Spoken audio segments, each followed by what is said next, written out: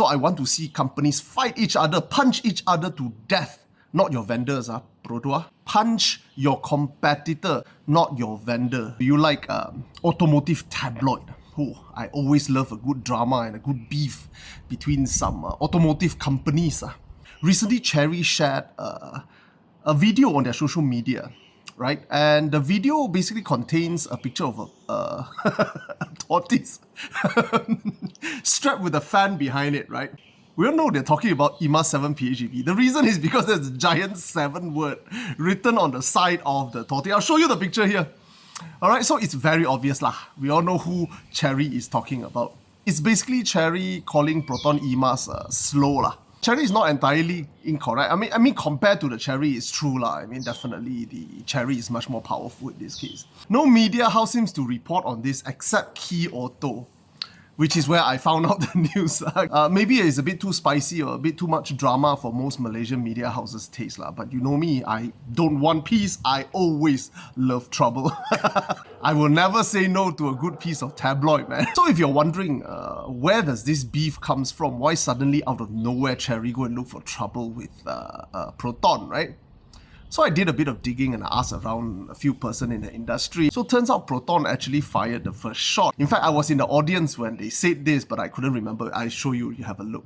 Having an NEV first architecture also means that our LFP battery is safely tucked away and built into the chassis, greatly reducing risk of bumps and scrapes. So we will never have our battery pack sticking out from under the side skirts. So obviously Proton was taking a jab at Tiggo 7 for not being a dedicated platform for PHEV. But this happened a while ago. This probably happened, what, a month ago or slightly more than a month ago? Perhaps it takes the media company this long to come up with the graphics and whatnot. And Chery wanted to give a reply. And only now that Chery gave the reply, basically. Now, I'm not one for being neutral. I am always willing to give you my opinion, even if it's detrimental to your brain, to your face. I will give you your opinion. Chery is not wrong. The Chery is pretty darn good. I tell you, of all the PHEV I've driven, the Tiggo 7 is one of the most impressive. Power is not the most important thing, to be honest. But the delivery of the Tiggo 7, the way it runs, it reminds me of an EV more than a PHEV, and that's very, very impressive. And I can tell you that when the engine kicks in, it is imperceptible, completely imperceptible that it is turned on. So in that sense, the Tiggo 7 is mighty impressive, I tell you, mighty impressive.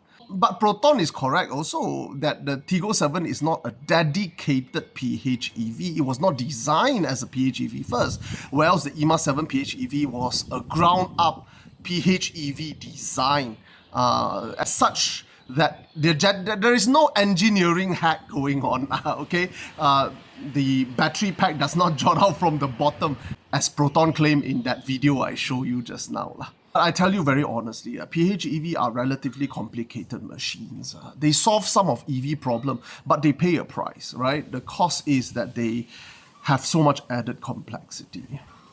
As for whether the added power in the Tiggo 7 matters to you, or whether the holistic and comprehensive design of the EMA 7 PHEV matters more to you, that one you will have to answer for yourself.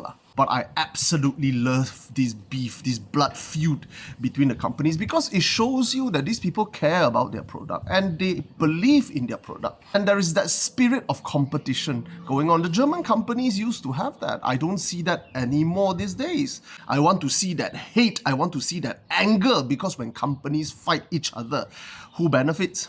You and I benefit. I tell you, when companies work together, that's when we get fucked, my friend.